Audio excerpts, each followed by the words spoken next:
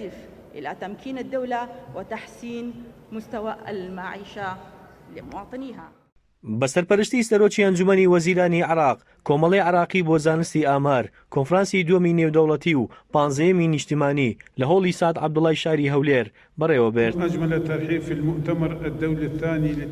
دواتر دکتۆر ئیدریس هادی ساڵح سەرۆکی زانکۆی تیشک لە وتەیەکدا بە گرنگیەوە باسی زانستی ئامار و سەرژمێری دانیشتوانی کرد کە لە وڵاتی عێراق ئەنجام دەدرێت. پاشان دکتۆر مەهدی عەلاق سەرپەرشتیاری کۆنفرانسەکە لە وتەیەکدا ڕایگەیاند ڕێکخراوی عێراقی بۆ زانستی ئامار لە ساڵی 1985 بە هاوکاری نەتەوە یەکگرتوەکان دامەزراوە بۆ ئاسانکاری ئەنجامدانی سەرژمێری گشتی لە عێراق. إنما يمثل دعما كبيرا لمشروع التعداد العام للسكان والمساكن.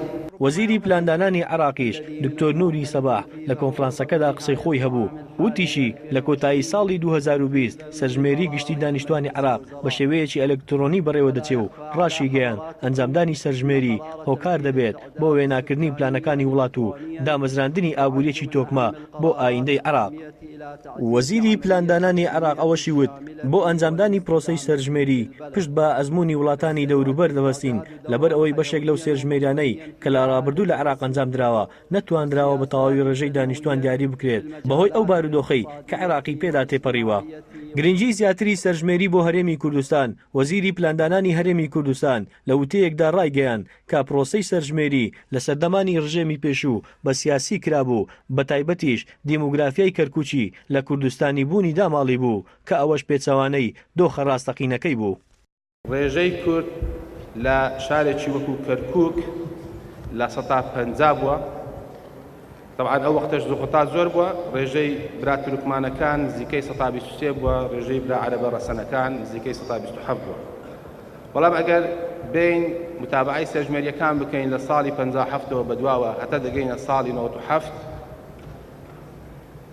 ئەو هەمە گۆڕانی کارێت دیموگرافی و جوغرافیانەی کە ڕوویان داوە بە تایبەتی ئەگەر مقارنەی ئەو ژمارانەی کە باسم کرد ئەو داتانی کە باسم کرد لە ساڵی 1997 ڕێژەی کورد لە 150 دەکرێتە 120 ڕێژەی برا تورکمانەکانمان لە 123 دەکرێتە 6.6 بەڵام بەداخەوە لەبەر هاتنی ڕێژەیەکی زۆر هاوردە ینی برا عەرەبەکانی هاوردە بۆ ئەو ناوچانە جگە لە برا عەرەبە ڕەسەنەکان دەکرێتە 170.